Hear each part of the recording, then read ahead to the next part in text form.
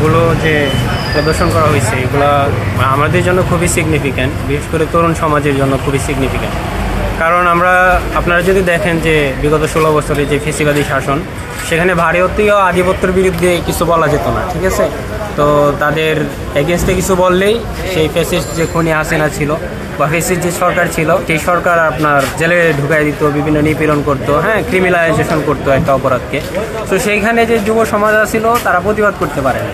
কিন্তু শহীদ আবরার ফাহাদ ভাইয়ের মধ্য দিয়ে যে আমাদের একটা বৈপ্লবিক সূচনা, বিশেষ করে যে আমাদের একটা মুক্তি দিয়েছে উনি ভারতীয় আধিপত্যের বিরুদ্ধে কথা বলার জন্য, তো সেটা আমাকে খুবই অনুপ্রাণিত করে। বিশেষ করে আমাদের যে জেনারেশন আছে তাদেরকেও খুবই অনুপ্রাণিত করে।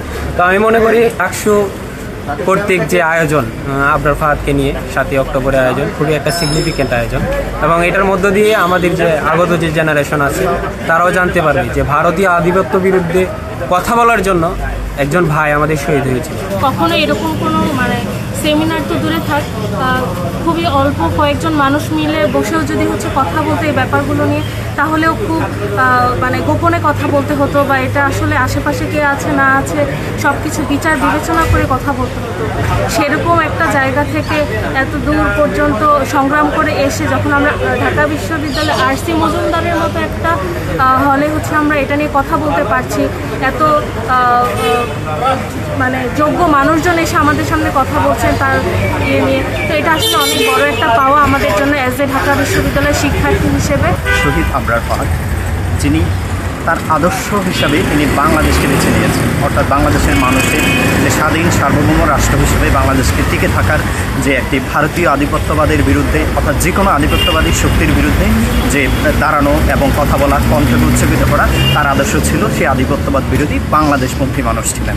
সেই জন্যই তাকে অকাতরে জীবন বিলিয়ে দিতে হয়েছে এবং হায়নারা তার জীবন কেড়ে নিয়েছে। এটার মূল উদ্দেশ্যই ছিল বাংলাদেশকে একটি করদ রাজ্যে পরিণত করা। যাদের খায়েশ ছিল তাদের সেই খায়েশের বিরুদ্ধে যারা ন্যূনতম আওয়াজ তুলত, সেই আওয়াজকে যেন অবদমিত করে ফেলা যায়, সহজেই নিভিয়ে ফেলা যায়, সেই প্রচেষ্টারই অংশ হিসাবে তারা হায়নার মতো তাকে পিটিয়ে শহীদ করেছিলেন। তো শহীদ আবরার ফাহাদ তার জীবন দিয়ে বাংলাদেশকে জাগ্রত করেছিলেন। আমরা জানি এর আগে বাংলাদেশপন্থী যারাই অ্যাক্টিভিজম করার চেষ্টা করতো, যারাই কোনো কিছু লেখালেখির চেষ্টা করতো, তাদেরকে বিভিন্ন ট্যাগিং ফ্রেমিং করে তাদেরকে একটা সাইড করে ফেলা হতো এবং তাদের উপরে বিভিন্ন ধরনের নির্যাতন করা হতো। আমি যে ইউনিভার্সিটি থেকে আসছি, আমার ইউনিভার্সিটিতে আমি একটা গল্প বলি। সেটা হচ্ছে আমাদের এক টিচার, তিনি তৎকালীন প্রধানমন্ত্রীর বিরুদ্ধে একটি শব্দ লিখেছিলেন, তার নামটিকে 2টা ভাগ করে লিখেছিলেন, হাসি না।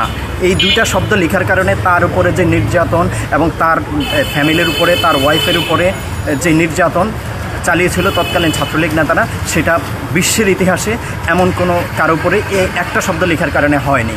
ভারতের দাদাগিরিকে প্রাধান্য দেওয়ার যে ব্যাপারটা ছিল আমরা আওয়ামী শাসনামলে দেখেছি, সেই ব্যাপারগুলোর বিরুদ্ধে সর্বপ্রথম আমাদের তরুণদের পক্ষ থেকে প্রথম যে আওয়াজ উঠিয়েছিলেন তিনি হচ্ছেন আমাদের আবরার ফাহাদ ভাই। সেখানে যে আমরা আলোকচিত্রগুলো দেখলাম সেগুলো ছিল তার প্রতিবাদের ভাষা।